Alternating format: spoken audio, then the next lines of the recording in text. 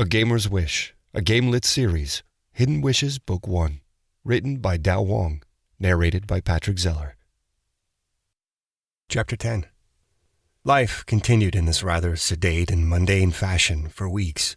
I picked up a couple levels as I expanded my understanding of magic, learning more complex ward spells and a pair of new spells, Glamour and Illusion.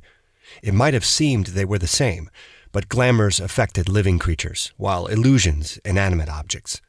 Due to a living being's natural aura, illusions were not a viable form of concealment, often breaking down before long upon interaction. Glamours, which interacted directly with the aura of a living being, were much more effective and actually altered the perception of viewers. Of course, both of those statements only held true for someone at my level.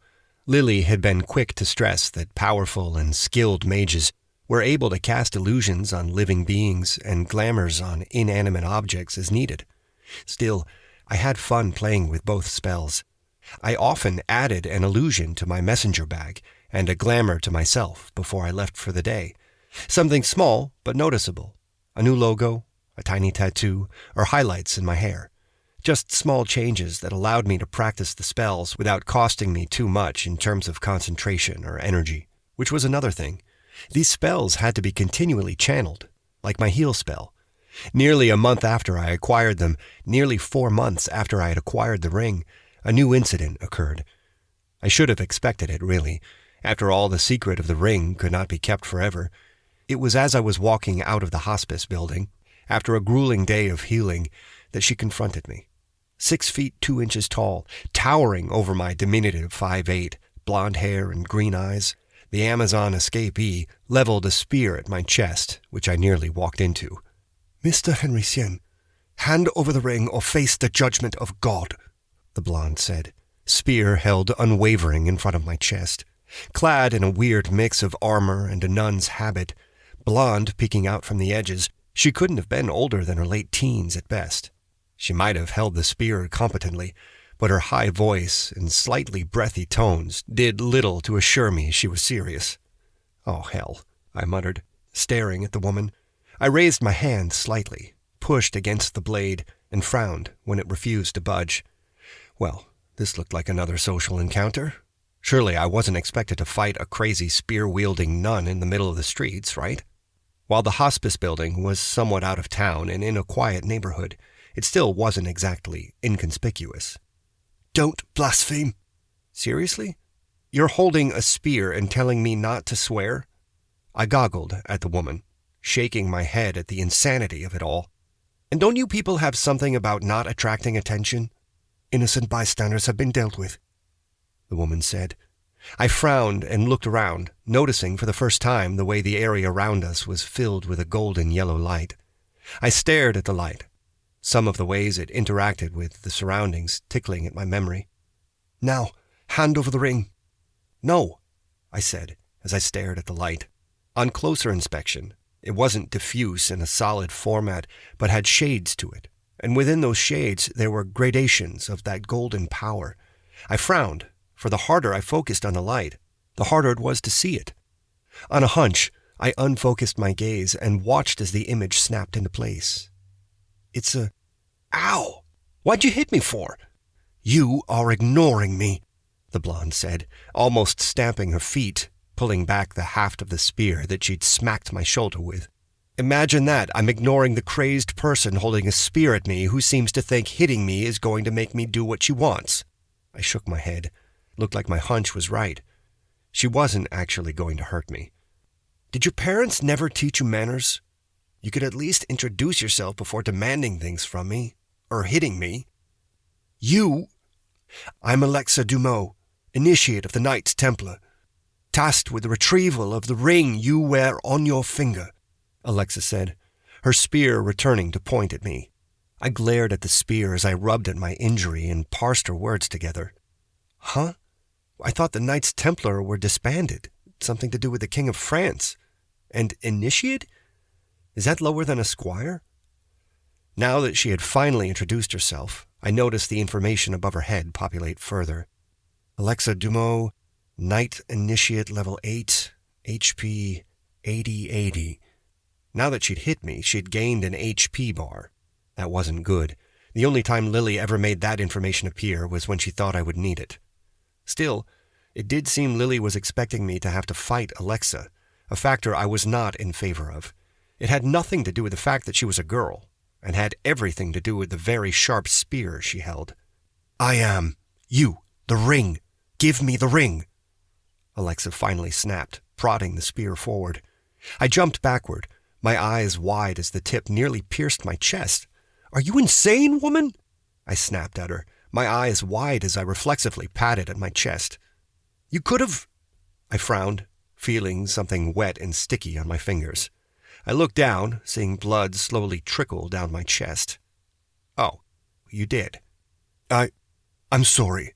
I didn't mean to," Alexa gasped, dropping her spear as she rushed forward. "Here, let me—" "Stay back!"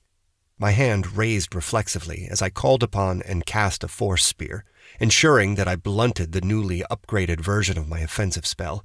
It hit her head on, and she stumbled as she tried to stop herself, the blow catching her on the forehead instead of chest, as I had planned. The sickening crack and the sudden weightless slump had me wide-eyed. I lurched forward to catch her, but had to abort, the nerves in my chest finally sending me delayed pain signals. Legs giving way under the pain, I sank to the ground and pushed back against the flowing blood.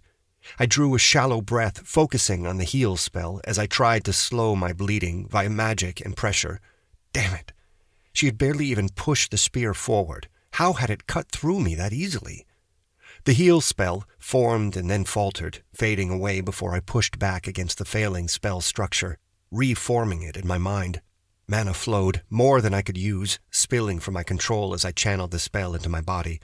I could feel my blood twist and shift, slowing and congealing while new cells grew, forming at the edges of my wound. Pain subdued at first, while I concentrated, exploded as my body worked to heal itself. My spell faltered and failed, and it took long, agonizing minutes before I could piece the stab wound together again. This time, when the pain came, I was ready for it. I rode the waves of pain, coasting along the edges of blanking out before the world resolved itself into a persistent headache and my mana depleted. I pulled myself out, running my fingers along the gummy and sore wound, glad to see it had stopped bleeding. It had not healed, but at least the wound had closed. Good enough, at least to get back. However, as I stared at my chest and the bloody mess that was my shirt and jeans, I had to wonder how the hell I was going to get back home. Thankfully, I had an extra pair of clothing on me, but still. A slight groan near me had me looking up, frowning as the blonde stirred and reminded me I had another problem too. I had slowly inched over to the girl, pushing the spear away from her hands before I patted her down, quickly locating a wallet with her ID and some cash and nothing else. I frowned, staring at the money and the blonde, brain turning. Thank God taxi drivers had a tendency to not ask questions when you paid in cash. Of course, it helped that the illusion I cast on the spear helped reduce the strangeness of it all.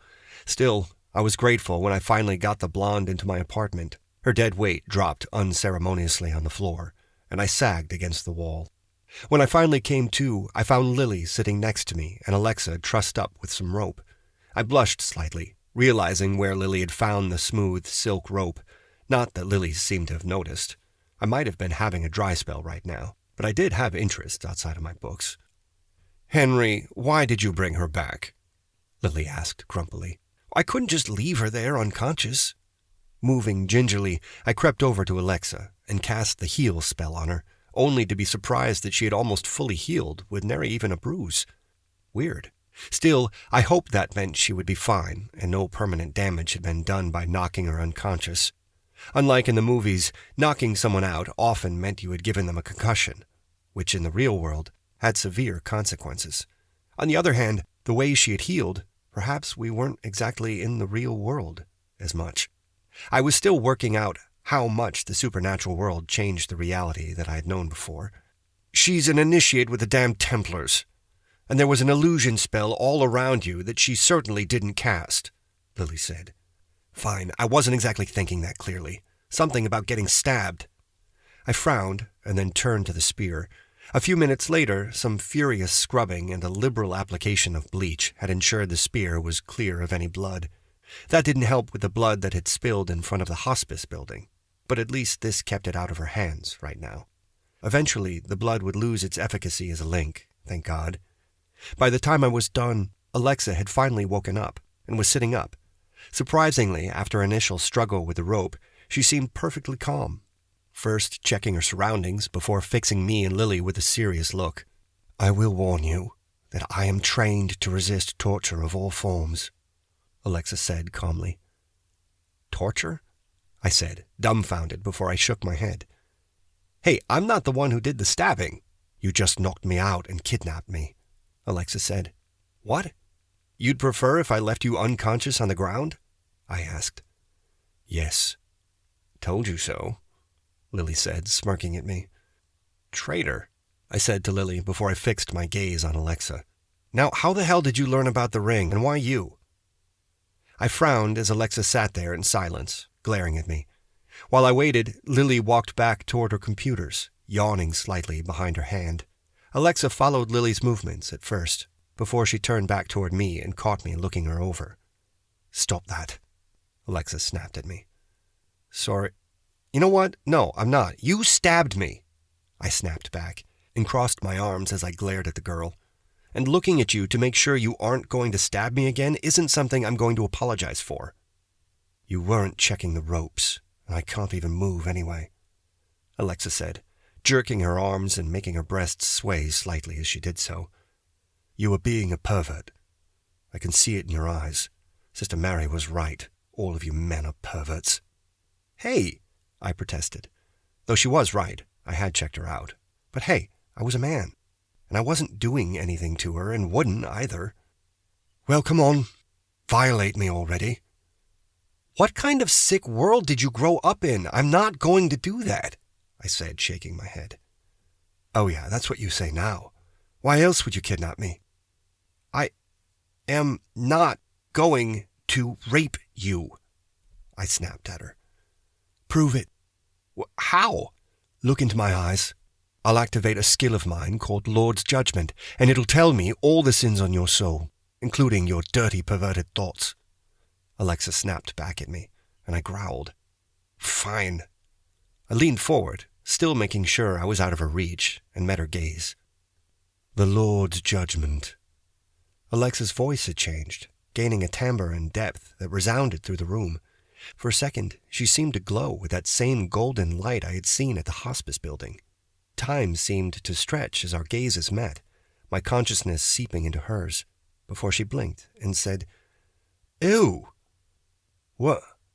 I leaned back, dizziness slowly disappearing. "Sister Mary was right," Alexa muttered. "Really? We're back to that again?" I asked, rubbing at my temples. "I thought your damned skill was supposed to tell you the truth." "Yes, it did, and I'm never doing any of that with you," Alexa said, shaking her head and looking confused. "But you're not a bad person." "No shit," I said, and then frowned, my brain finally catching up with my emotions. "Wait, you just tricked me into letting you cast that skill on me, didn't you?" "Finally," Lily said, smacking the top of her forehead with the palm of her hand. "You really aren't very good at this, are you, Henry?" "He really isn't," Alexa confirmed, smirking at me. Well, I guess I'd have smirked too if I was tied up, recently concussed, and still managed to trick my captor into, well, something. "I don't believe he actually fell for the innocent girl trick." "He's a bit of a white knight," Lily confirmed, shaking her head slightly as she continued to play on the computer. "I am surprised you didn't stop it, though, Jinn." "Just a spectator here mostly," Lily said. "Anyway, you seem to have things well under control." I growled at the pair, dragging their attention back to me. "Again, why the hell are you after the ring, and how did you know about it?" Alexa frowned and coughed slightly. "Maybe I'd talk more if we had a drink." With a sigh, I walked toward her with a glass of water, keeping a close eye on Alexa. She took her time sipping on it, finally sitting back to indicate she was done. I put the glass away and sat back down to stare at her while she smiled at me. "You wouldn't be willing to let me go, too, would you?" "No. Girl has to try," Alexa said, smiling slightly. It was interesting that she seemed a lot more confident here, tied up, rather than when she'd held the spear to me. I'm sure it said something about her, but what, I couldn't say for sure. You going to answer, or are you still playing for time? Not completely oblivious, are you? Alexa asked. And at my raised eyebrow, she shrugged. Fine. An oracle we use learned about the ring being found. They saw you, the ring, in the city, and said I had to be the one to come. And no, I don't know why me. I grunted, keeping silent. I understood why. Anyone else, and they'd have been out of level and wouldn't have been able to interact with me. If I had to worry about oracles and other seers learning about the ring in this way, I had a feeling I could expect a lot more visitors soon. So now what? I thought that was my question, Alexa said back, wiggling slightly in the ropes again to emphasize her point. Well, are you going to stab me again if I let you loose? I said, frowning. Alexa's lips pursed as she turned away, her voice growing faint. I'm sorry. Sorry? I asked. Yes, sorry, I didn't actually mean to stab you yet. Alexa raised her voice. I'm sorry, all right? Well, the martial track wasn't my thing. Martial track? I frowned, and Alexa pursed her lips, shaking her head. Secret society, so they obviously had their secrets. Still, I could guess easily enough. There were probably different ways to serve the society, and she was probably more administrative or social. Maybe magical? So, stabbing is a no?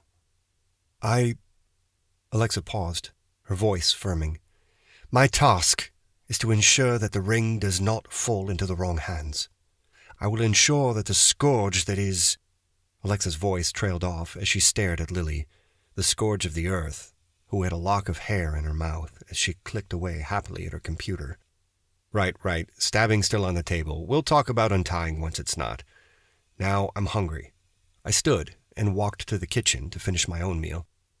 It was only when I had brought and set the plates on the table, rice and quick stir-fried beef bowls that were ready on the kitchen counter, that I realized one rather important issue.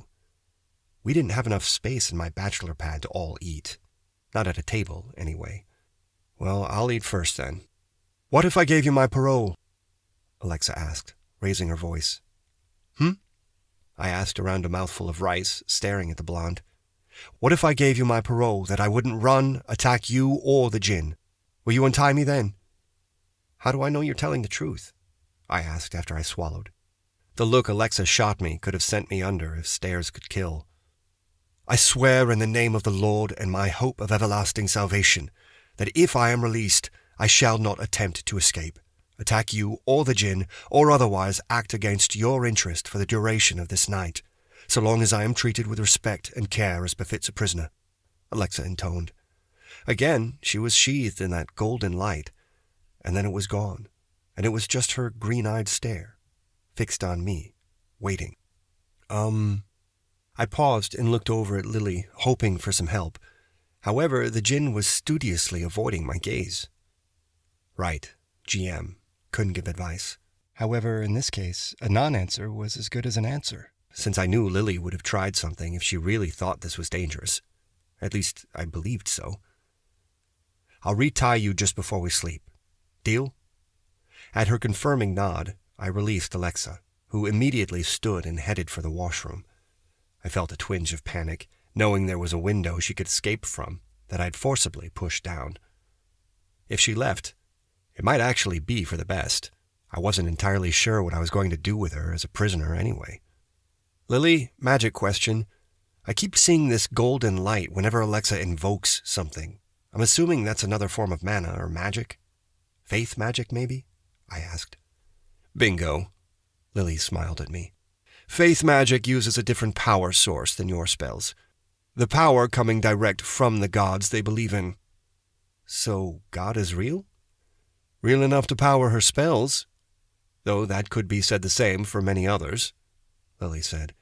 I opened my mouth to ask for more clarification, but the door opened, and Alexa walked to the table to grab her bowl. Not ideal, but at least I had an idea about what she had done. Dinner, not surprisingly, had been awkward.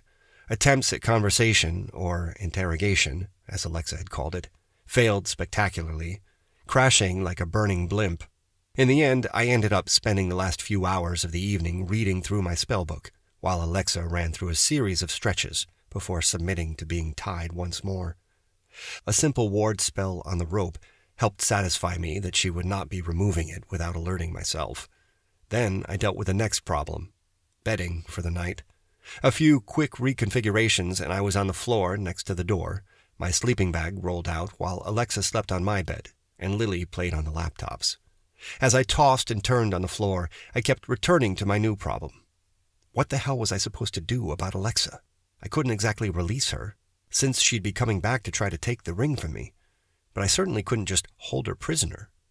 If nothing else, my bachelor apartment was going to get extremely crowded rather quickly. Even as I drifted to sleep, no answers came to me. Who would have ever thought that among my problems after becoming a mage would be the care and handling of a prisoner? Chapter 11. For the love of all that is holy and unprofane, get her a toothbrush and let her bathe. Lily whined the next morning, a hand held over her nose. I give you my parole as I swore last night, but for the day.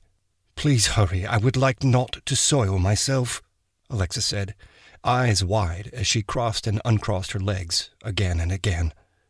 Okay, I said, stumbling over to let her loose. Once released, the woman shifted her body so fast I could have sworn she had a spell on her. The got-to-go-to-the-potty spell. While Alexa was busy cleaning herself up, I set to getting breakfast ready, which in this case was a pot of coffee and 3-day-old bread, toasted and covered with butter and jam. Decided what you're going to do yet? Lily asked, as she looked up from the laptops. I shook my head as I brought a cup of coffee for Lily, who gratefully took it and handed me back an empty cup in return. I grimaced as I deposited the used cup in the sink and leaned against the cupboard, thinking over my options once again. There really were only 4. Kill her, imprison her, let her go, or get her to give up her mission.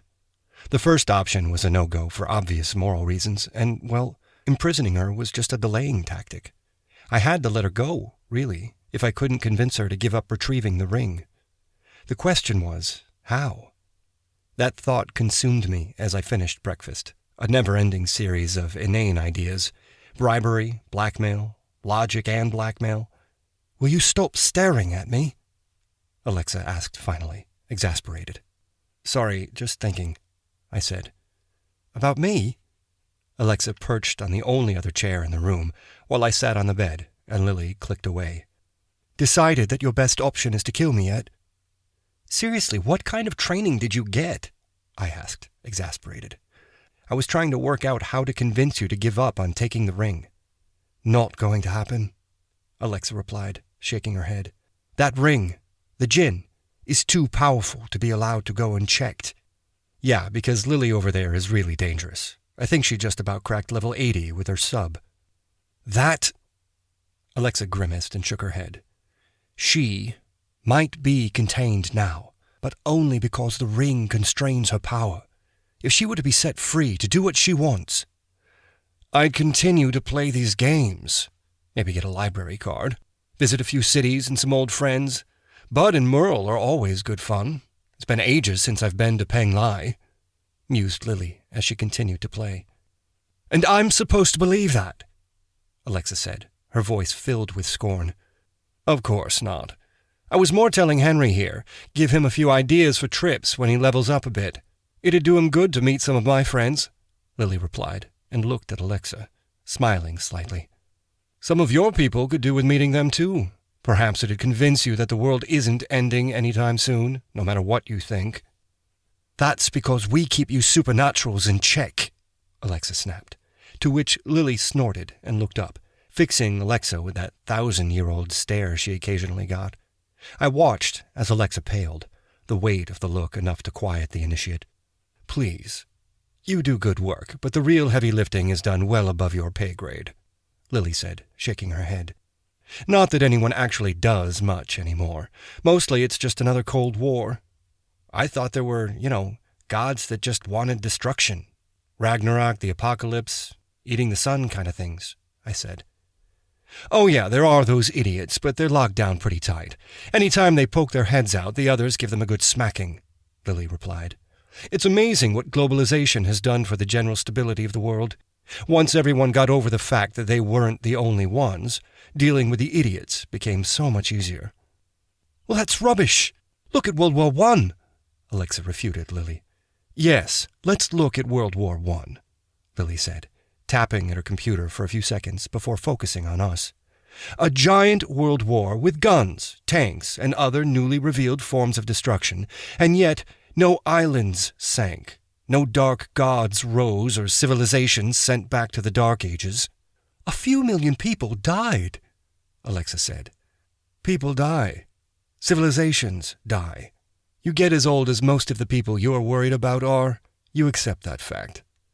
We're not here to stop you from doing stupid things, just destroying the world," Lily said, shaking her head. "Most of us actually like this world and the way it is. Do you have any idea how boring an ice age is?" Alexa opened and closed her mouth before she glared at Lily, falling silent. I watched the pair for a moment before I cleared my throat, drawing attention back to me. "Anyway, Lily isn't a threat right now. She's stuck watching over me because of my wish, and I don't intend to destroy the world." "Even if I believe that, I can't let you keep it. There's nothing to stop someone else from taking the ring," Alexa said. "Except the Mage Council already tried." I paused, making a quick decision. "Your Oracle, they sent you to fight me and not someone more senior, right? Did you ever wonder why?" "Well, yes," Alexa frowned. "Right, well, look." I leaned forward and gave her the gist of the matter. I noticed Lily twitch, but I ignored it, deciding to gamble. I told her all about it, how combat with me was restricted by my wish, how I would eventually get better, but till then the truly dangerous could not touch me. "You're saying I was chosen because I'm as good as a 4-month-old wizard?" Alexa asked, when I finally wound down. "Well, I paused and looked over at Lily, who had returned to her games. "Not exactly me. No. It was your game system, which is controlled by the jinn," Alexa said, and pursed her lips. "And according to you, the Mage Council has already tried and failed to take the ring." "Yes." "You know, you're not exactly making your case here," Alexa replied. "Sooner or later, someone is going to manage to take it from you. Over your dead body, if they have to." "Says the woman who stabbed me," I muttered, and Alexa flushed. "I said sorry already." I shook my head again, the initiate a contradiction of emotions and reasoning I had yet to understand. She wanted the ring, but felt bad about almost killing me. Yet, if I had to guess, without her parole, she might try again. Then again, if I thought about the entire religion, I could see how the contradictions in her inherent position could be difficult. "What do you expect me to do?" I growled, throwing my hands up in the air. "I can't stop people from coming after me. We tried to keep this quiet, but it seems like not talking about it doesn't help. I'm doing the best I can." "It's not enough," Alexa said, her voice growing soft. "You have your wish, and you'll be a full mage. But so long as you have the ring, you'll be a target for forces you cannot control. Give me the ring and let us handle the problem." "And what would you do with it?" I frowned, staring at Alexa and tapping the ring with my thumb. "Are you going to lock it away, or use it?" Alexa paused, then spoke frankly to me. "I don't know. That is a decision that will be made by others more senior than me." "Right. And all of them are going to be wise and smart and not try to make a wish," I said. "You said it. The ring, Lily, she's too powerful for others to use." "You did. And I actually talked to her before I made my wish," I said. "And even then, look at the shit I'm in. Wishes have unintended consequences, always." "I'd also point out that so long as Henry lives, my strength is seriously curtailed," Lily said to me, pointing to me. "His first wish is quite strong and requires a significant amount of my strength to function. Even if he gave you the ring, it would be significantly less powerful. It wouldn't help him. The Mage Council would not believe he gave up the ring voluntarily, nor would any others that might come for it. And even once they were convinced, many of those that would come would kill him anyway to reduce future competition." "Exactly." I nodded firmly, and then paused, running the last sentence through my mind and paling slightly. Anyway, the ring with me means we won't get stomped immediately. No guarantee with you guys. We are the Knights Templar. We are not a nerd living in a basement bachelor suite with his gaming books and tame jinn, Alexa snapped, standing up and glaring at me. We have God and the church on our side and can protect that ring. Except you didn't, did you? I asked, shaking my head. I found the ring in the belongings of an ex-Mage council member, so you guys must have failed before. It was hidden from us. That the ring resurfaced after so many years, I cannot, let you have it, Henry. Once my parole is up, Alexa shook her head, I must keep it safe, even if I have to kill you. I will not hesitate next time. And there we have it, I said, flopping down on the bed. There it always ends up. All the preaching about love thy neighbor, turn the other cheek, be peaceful and pacifist, that always gets thrown away for the damn god of practicality. And you don't subscribe to it? Alexa said, pointing at Lily. Well, I laughed, shaking my head. I don't go about telling everyone else how to live. Also, I made a wish to gain magic powers. Whimsical and foolish seems to be more my wheelhouse. And yes, I'm a little bit of a dreamer because I'm not giving this ring up. Alexa opened her mouth, but I refused to look at her as I continued to stare at the ceiling. For all my whining and complaining, she was right. The Mage Council, the Knights Templar, and God knows who else were coming. And so far, they'd played nice. I might have been protected, but everyone else around me wasn't. Even if I could see the damn hole in our defenses, there was nothing I could do to stop them. So, if I couldn't beat them, I'd change the rules. Lily. I squatted next to her and waited for her to look at me. I gestured to her games, and she raised an eyebrow, tapping to put them on pause, or at least let her guildmates know she was gone. Seated on our only other chair, Alexa looked up with interest from the book she was reading.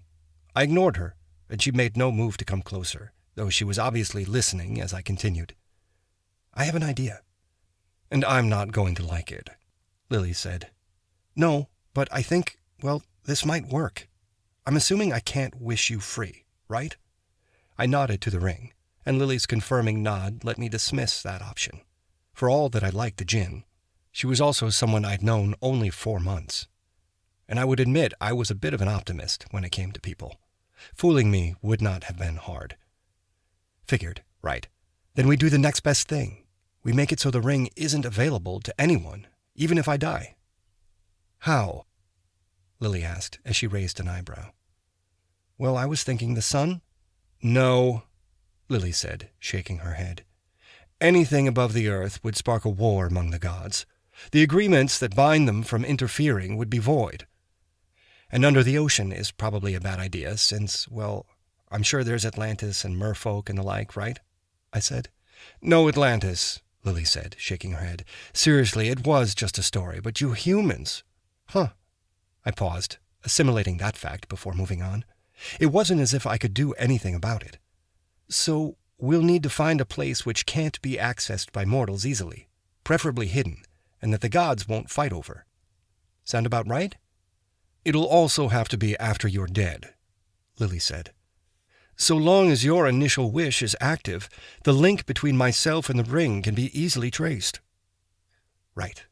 You are going to make the ring disappear? Alexa said, finally breaking in. Think of the good it could do. Oh, please, I said, shaking my head. Haven't you been listening? The ring, Lily, isn't a solution. She's just another damn problem. No offense. A little taken, Lily said with a smile. But to make it disappear, Alexa said, shaking her head. Won't you trap the jinn, too? Put your friend in whichever location you decide on? Yes. I closed my eyes and then reopened them, and Lily tilted her head to the side, her face carefully blank as she regarded me. I think it's time for you to go. What? Alexa said, startled. It's time for you to go. Shoo. Your parole is still active, but I don't want you here. You don't need to know the details of this wish, I said, my voice firming. In fact, it's best if you don't. Alexa crossed her arms in front of her body. Alexa, go. Either that or I'm going to knock you out. I raised my hand as I began to call a light spell to hand. You'd be breaking your side of the bargain, Alexa said, eyeing the glowing light above my hand warily. After all, while most people knew what light spells might look like, there was no guarantee it was not hiding something else. So are you? I said, and then paused, looking at Alexa straight in the eyes. Please, just go. Alexa hesitated visibly, seeing something in my eyes that finally made her nod. She quickly gathered her things and left. At the door, she hesitated for a second, searching for something more to say. But we'd said it all, again and again. When we were alone, I turned back to Lily, who had arranged her face into a careful, impassive mien. I smiled grimly and then tapped her on the nose, making her blink. Well, that should work. So here's what I was actually thinking. Lily stared at me, her eyes widening before they tightened, crinkling slightly. She leaned in as I lowered my voice to get her feedback on my second wish. "What did you do?" Elle snapped at me when I finally opened the door for her. She stalked in, pushing me aside, and looked around the apartment. It didn't take her long, at which point she spun around and stabbed me with her finger. "Where is she?" "Lily?" "No, the other super-hot jinn who lives with you," Elle growled. "Huh, you find her hot?" I raised an eyebrow and then yelped as Elle stabbed me in the chest again with her finger. "Stop playing around, Henry. This is important," Elle said. "What did you do?" "I solved the problem," I said, pushing her finger away and closing the apartment door. When I turned back to Elle, she had her hip cocked and arms crossed. "Lily's busy letting the relevant people know what I did, as per my wish." "And what did you do?" Elle asked. "Because what I'm hearing is less than encouraging. I made a wish that will guarantee no one gets the ring if I don't die fulfilling a level-appropriate challenge after level 100, or from natural causes," I said. "Why?" Elle frowned, looking at me. "Because if I just made the ring disappear after I died, they'd have no reason not to kill me immediately. In fact, I'd be begging them to do so. This way, they have a time limit and a goal. Get me powerful enough to die without the ring disappearing," I explained. "That just puts a target on you and lets these groups know the ring has been found," Elle said, staring at me. "It was going to come out anyway. I've been attacked twice." Her hand rose, and Elle's voice grew chilly as she asked, "Twice?" "Oh, right, you didn't know. Well, you see," I quickly explained about Alexa to Elle, who gritted her teeth through the entire explanation. When I was done, Elle smiled at me sweetly, leaned back, and kicked me in the balls. At which point she ended up hopping on her other foot, cursing up a storm, as her foot had come in contact with the wish. When she was finally done, Elle was seated on my bed, rubbing her shin. "Next time, call me," Elle growled. "I had it under control. No one died," I said, and shrugged. Anyway, Alexa was nice, if kind of single-minded. She wasn't about to kill me. "She stabbed you, and told you she would do whatever it took to get the ring." "Well, sure, but that's just her job," I said, waving my hand. "Anyway, now she won't." "Did you just make a wish to get in her pants?" Elle said, her eyes wide. "No," I replied instantly. After a moment, I continued slower. "Look, Alexa was just the tip of the spear. The next person to come along wouldn't be as nice. I needed to make sure they wouldn't try to kill me or, threaten others to get to the ring. This way, I get people like the Mage Council and the Templars watching over me so that when those idiots do arrive, they get dealt with." "Why would they?" Elle paused, a chain of possibilities probably running through her mind. Outside of a few groups that would want the ring gone, any power-hungry group would actually be lining up to guard me. "And what happens if you fail before you're level 100? "Well, then I'm dead. And it ain't my problem," I said. "But seriously, before level 100, I'm as safe as I can be. After that, well, they'll likely just give me a bunch of idiotic quests in an attempt to kill me." Elle nodded, her long hair swaying. "It sounds well thought out, mostly. But if they know about this, aren't you worried they'll try to work out the limits of your wish? Or a way to beat Lily?" "It's a risk," I said, agreeing with her. "But it's better than doing nothing. And so long as I can level up at a decent rate, the chances are low." "And when you die," Elle finally said, "the ring becomes the property of whoever can get it." "Yes," I said, smiling wryly. but I've no intention of dying anytime soon. And who knows, maybe I'll figure out a better plan by then. You better. We don't need another damn war, Elle said, shaking her finger at me. I could only nod. After all, I had no intention of causing one either. Chapter 12. After Elle had left and Lily returned, life once again returned to its prior routine, for a few days. The only real change was that Lily rarely used the second laptop anymore, as she was forced to pay greater attention to me and our surroundings. Since we hadn't wanted to alert everyone, we'd instead worded the wish such that she could and would check my surroundings and the buildings regularly for new interested parties. This allowed her to impart the warning before they started making trouble. At least, that was the theory. Of course, that left me stuck up at home for the most part, till everything and everyone settled. Not that I wouldn't need to head out and grab some quests again soon enough, if for nothing more than to pay rent and build up some reserves. I hated not having any real cushion, but between the numerous failed and unpaid quests and my unemployment before this entire thing, my emergency fund was looking pretty anemic, which made the pounding on my basement door one morning rather surprising.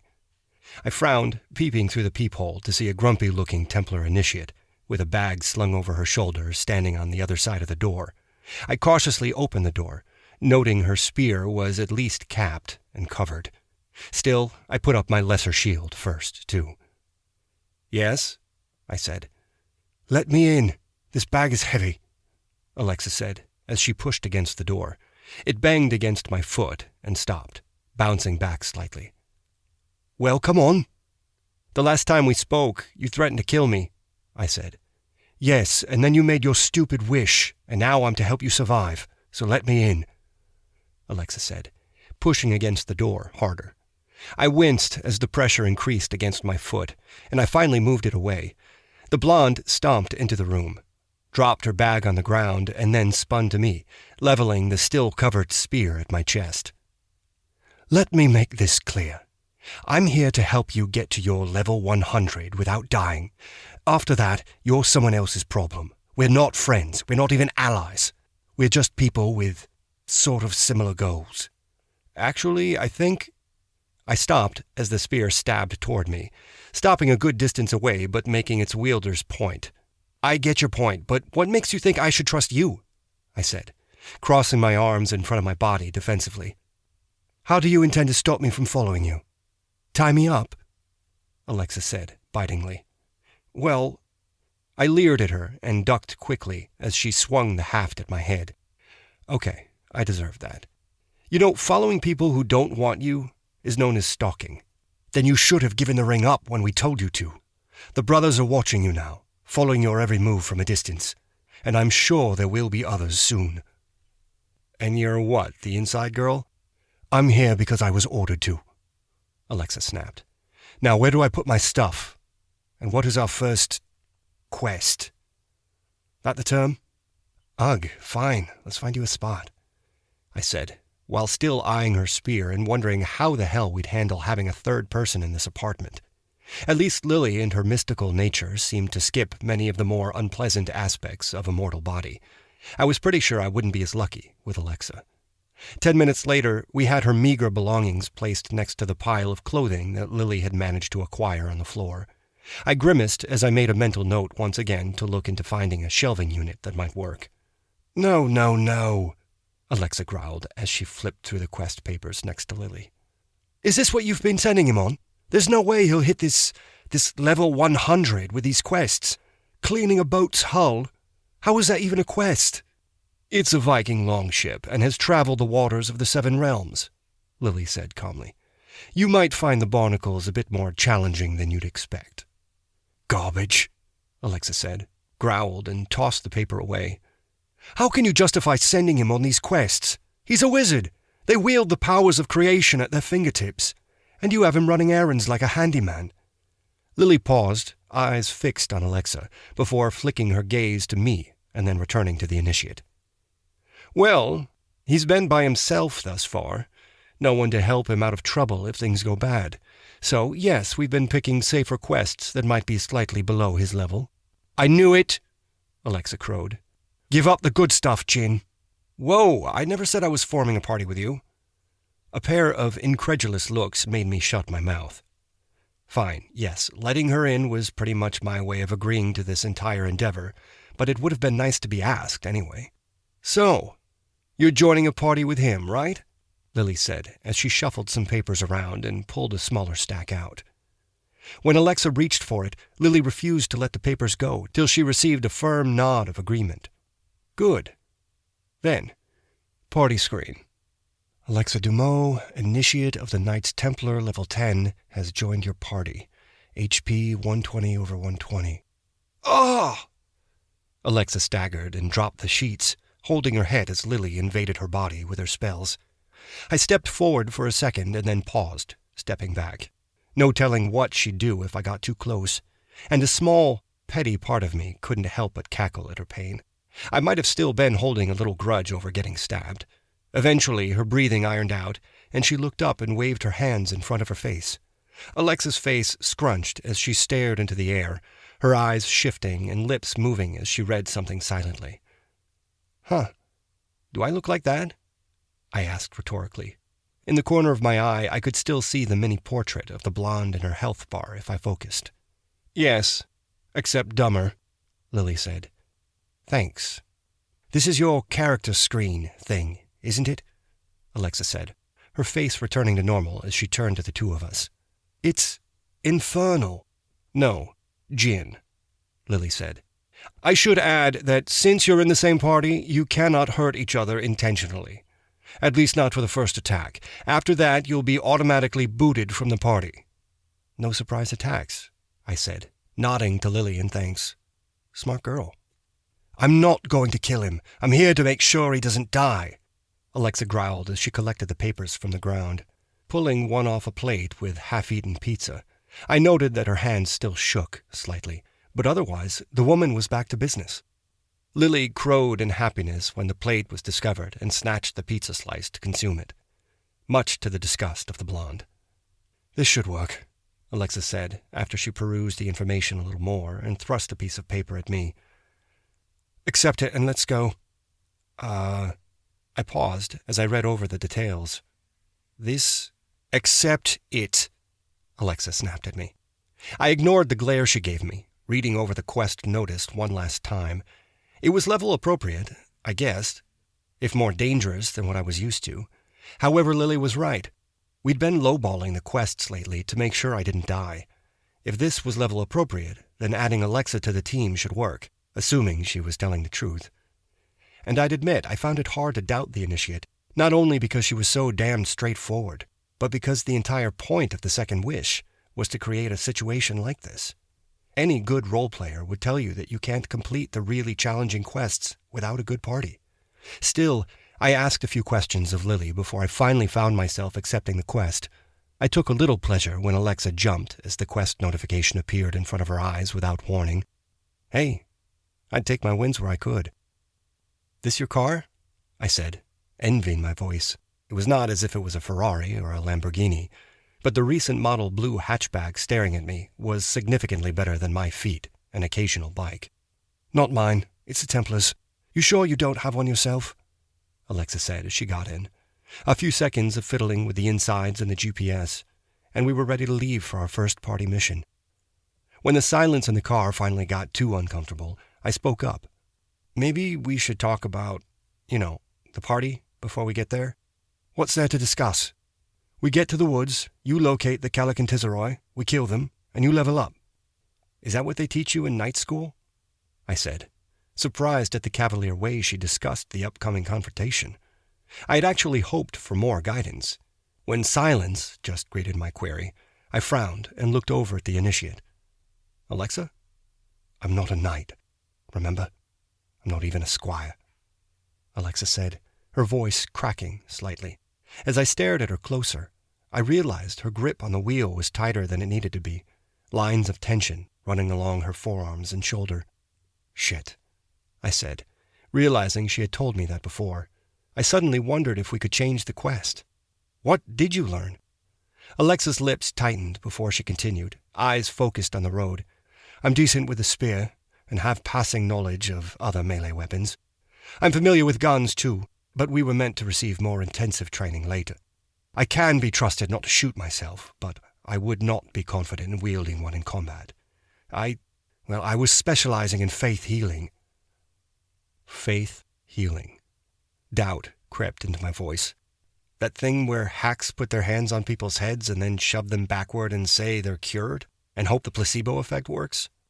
We are not fakes, Alexa said, anger tinging her voice. I was learning to open myself to the power of God himself. Did you ever stop to wonder why so many still go to such events, if it was all fake? I thought it was because people were idiots, I muttered. No, just hopeful, Alexa said. Many of our members move among such groups, providing what aid they can. It's not much, but it is what we can do. Other groups, other sects, have a much larger presence than Knights Templar. The way she said the last, I got the feeling I wasn't getting the rest of that story, or why a woman who looked like a professional wrestler would prefer to be a healer than the fighter she was built to be. Then again, who was I to complain about people playing against type? I guess monster combat wasn't in the curriculum? I asked finally. No, the squires would have studied that, Alexa said, and I nodded slowly. Right. Well, if that's the case, I might have a few ideas.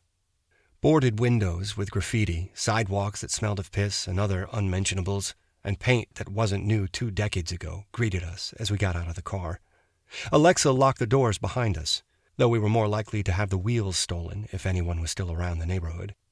Mostly, though, the industrial complex was abandoned, too far away for most transients to live, and too worn down for businesses to run after the manufacturing business that had been the lifeblood of the complex left. The few businesses that were here were best left unquestioned of what they actually did out here.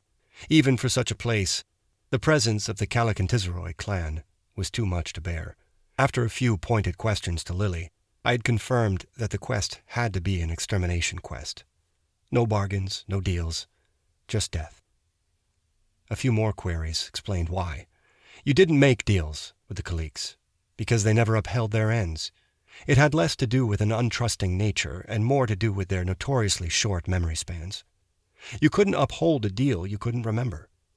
Alexa took the lead once the car was parked, her spear under a light glamour to make it look like a, long stick. I would rather have made it disappear, but simple was better in this case. Removing the spearhead was simple and effective. A woman carrying a long stick around might raise questions, but wouldn't automatically draw the police. We walked through the industrial complex for about 30 minutes, circling worn buildings and looking for signs of the supernatural. Well, I looked for signs of the supernatural. Alexa just looked. I saw no wards, no shields or other magical markings to indicate which building the Khaliqs were in, but Alexa eventually led us back near where we'd begun. There. Alexa pointed at a metal window grating with her spear. Upon closer inspection, I realized the grating was only held together by some well-placed bent nails. As I stared, I also realized the grass around the region was just a little thinner, sparser than the surroundings, and the window itself cleaner. A few moments of jiggling, and we had the grate off the nails, allowing us free access to the basement of the building. Alexa squirmed in first, dropping softly to the ground and moving aside to allow me to follow. The sparse light that filtered in from the dirty windows was still sufficient to show us we'd entered an old, empty office space. The mushy, moldy mattress we had landed on was the only sign of civilization, if you could call it that. A single closed door led out of the room. Alexa moved forward carefully, placing an ear against the door and holding still. I stood back, forming a force spear in my hand, while I layered the lesser shield spell in front of me. That spell, along with its equivalent ward, placed on the jacket I wore, were my only forms of defense. Unlike me, Alexa had a full set of modified armor under her coat, a mixture of Kevlar and chainmail links sewn together cunningly, such that the armor barely slowed her down, or was noticeable beyond a general bulkiness. After a short time, Alexa moved away from the door and shook her head. I assumed she meant she had heard nothing, which meant little. Once again, I wished I had a better grasp of my magical abilities. It should have, in theory, been a simple matter to cast a spell to draw noise to me. It was just a simple application of force, after all. Still, in the middle of a quest was not the place to be experimenting. But I did make a mental note to test the idea for next time. As we had no other options, we got ready to open the door. A few moments of frustrating pantomime and another few hissed words finally had our entry worked out. I stepped forward to open the door, while Alexa ducked in immediately, spear held in front of her on guard. A moment later, I slipped in and closed the door behind us. Silence and darkness greeted us, and even as our eyes adjusted to the gloom, we still could not see far ahead. Light, Alexa hissed softly, and I had to agree. It might give away our position, but we needed to see. A quick pair of light spells later, and we had a couple of bobbing lights tethered to our bodies. A quick thought made me peel some loose paint from the door and slide it into a back pocket. Who needed breadcrumbs when you had a link spell? The light spell showed us an empty basement vault of the old manufacturing building. We had come out on a small landing, the room dropping another 10 feet beneath us, filled with abandoned and rusting machines. Metal arms, hunched over snaking roller conveyor belts, dotted the floor, breaking up our sightlines. The silence of the abandoned plant was broken by the scratching sound of nails on concrete and the slow swish of feet being dragged against the ground.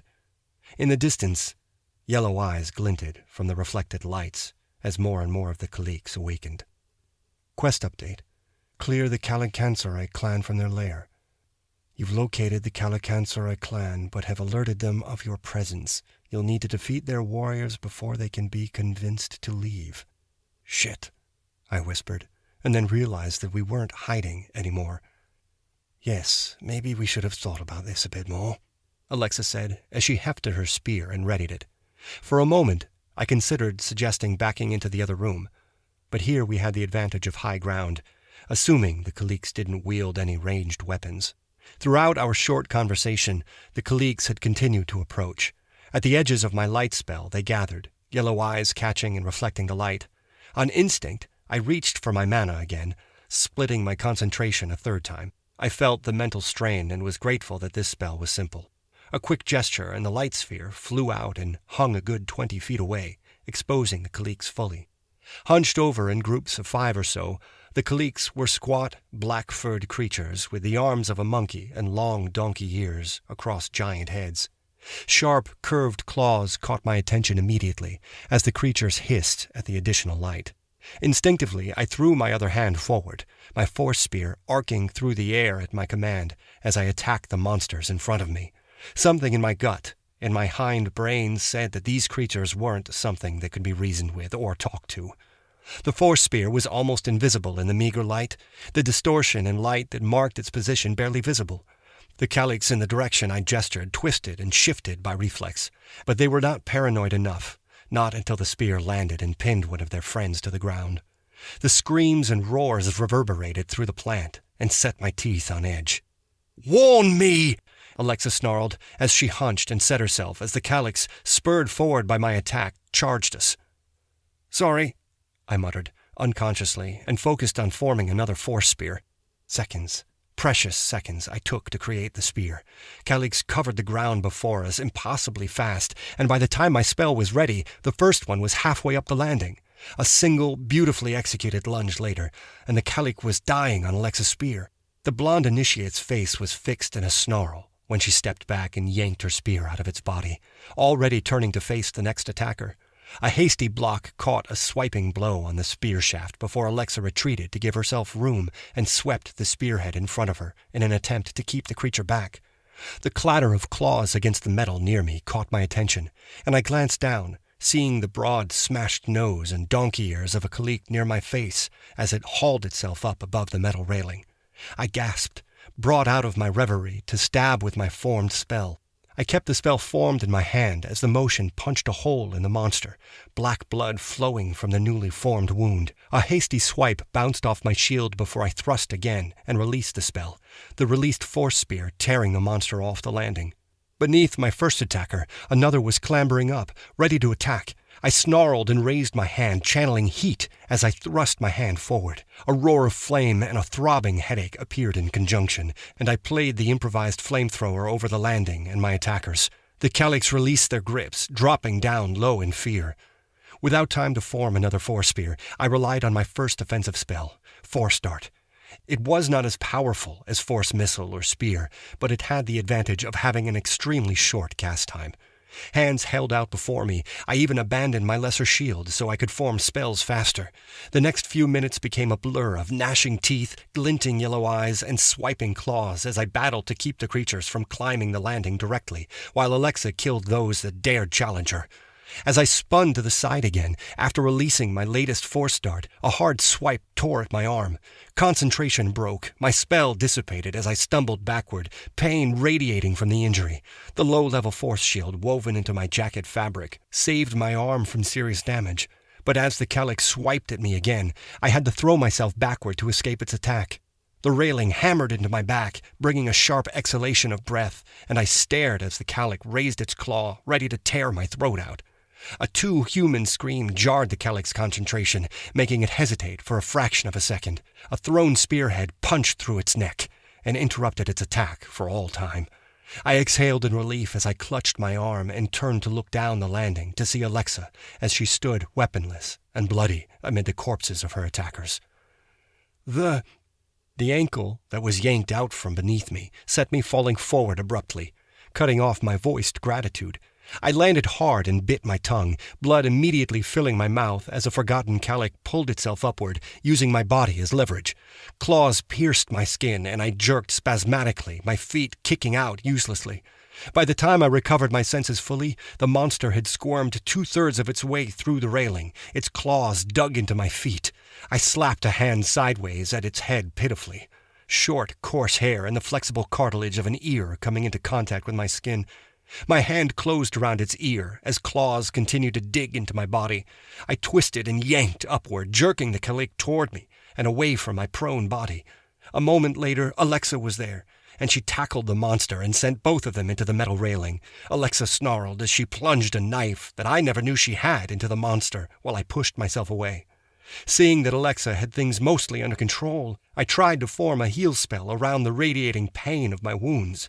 But the spell formations and chance escaped my grasp with each pulse of pain. I came to as a warm energy pulsed through me. As I returned to wakefulness, I noticed the pain from my wounds was gone, replaced by this comforting, warm feeling. As I attempted to sit up, I found an insistent pressure on my chest and a noise in my ears that finally resolved into words. "Stop moving," Alexa said, and pushed on my chest again. "You'll open all your wounds again." "Sorry," I said, as I relaxed into the cold floor again, unable to feel my wounds, as that energy flowed through me. I instead focused on my own heal spell, letting the initial portion of the spell play through my mind. That part of the spell focused on locating injuries and assessing the damage, a magical feedback on the extent of damage that I had experienced. The overall results were not good. I had numerous cuts and stab wounds in the back of my legs and a few in my torso from the last Calic that had clawed itself up me, along with the cut in my arm. Add to that numerous scrapes and bruises and significant blood loss, and I was grateful Alexa's healing ability was patching me up.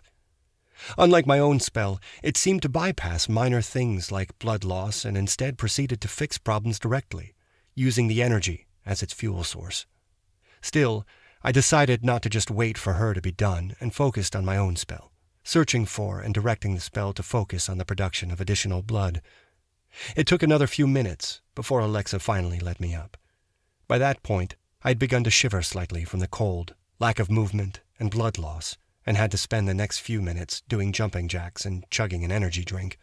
I resolutely kept my eyes off the Calic corpses during this entire process. "Did we complete the quest?" I asked Alexa, while she looked on with an amused expression. I had to admit, between the bloodstains, torn clothing, and low light, I probably was an amusing sight. Still, the movement was at least warming me up. "Not yet," Alexa said. "I'm pretty sure I had a few others moving around afterward, moving away from us." "Okay, well, I'm ready," I said. My spells formed in my hands. It seemed a side effect of her spell was a reduction in the headache and mana weariness I experienced from casting. Before we left the landing, I spent a few minutes adding light spheres all around the building. Even with the added light, we saw no further signs of trouble in here. A short and tense hour later, We had searched and prodded our way through the entire warehouse, and were finally sure the Calix had left. A broken lock and a few fallen treasures on the way out the door told a tale of a hasty retreat. I was glad. The other signs we found indicated there had been children here. I knew I had to get harder, but killing children, even monster children, was a line that I couldn't cross. Not yet, at least. Perhaps it was because they were humanoid, or that they seemed mostly sentient, but the thought of murdering them just didn't sit well with me. The quest complete notification, as usual, was just more information that we already knew. This time, Alexa only shifted a bit when it appeared. "What are you doing?" I blinked, as Alexa returned to the main nest of Calix and sorted through what was left. "Searching," Alexa said. "Aha!" She pulled out a wad of cash, which she pocketed. A few minutes later, she had some jewelry and some other more questionable acquisitions. Some, I could guess, were regents, items that people like Elle would like. Isn't this... I frowned, searching for the word. Wrong? "They left, and they probably took these off people they killed. So no, I'm not finding it wrong," Alexa said. "How do you think the Templars finance themselves? Killing monsters isn't exactly government-funded." "Oh," I said, wondering exactly how much money you could make looting dead bodies. Then I considered my own circumstances. "You gonna share?"